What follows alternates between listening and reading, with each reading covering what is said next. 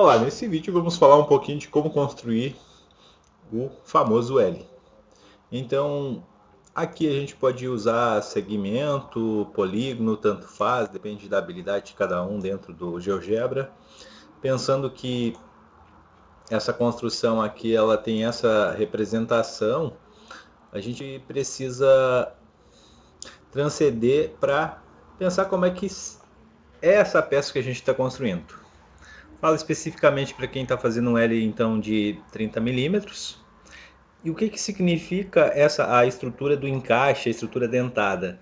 Ela é 0,3 milímetro na espessura do nosso material, isso significa que é a 10ª parte. Então, se a gente pegar um tamanho, uma proporção exatamente nesse sentido, a gente consegue fazer essa transferência, né, de forma análoga lá para o Inkscape e ter esse tamanho real. Ou seja, se eu tenho 30 milímetros aqui, eu posso ir dando zoom ou pegar um tamanho de uma malha quadriculada que me permite identificar os 3 milímetros que vão ficar de cada lado. Ou seja, eu posso analisar então a estrutura dessa construção dentro de um espaço de 24 centímetros, 24 milímetros ou aqui 24 unidades. O que eu pensei então?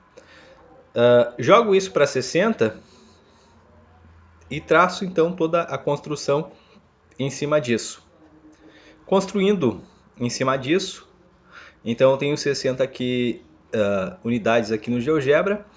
O nosso degrauzinho aqui de corte seria então os 3 milímetros, né? Então eu posso traçar isso tudo com segmento e posso fazer toda essa construção dentro disso.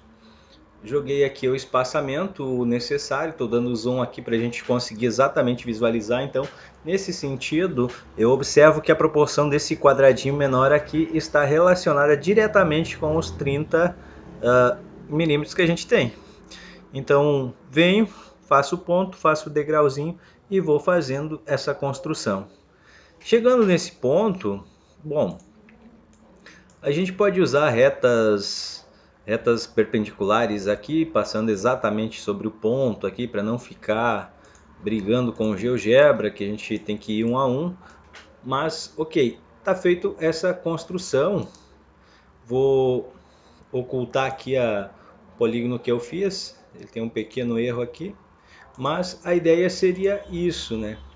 O que a gente vai pensar para fazer então o restante?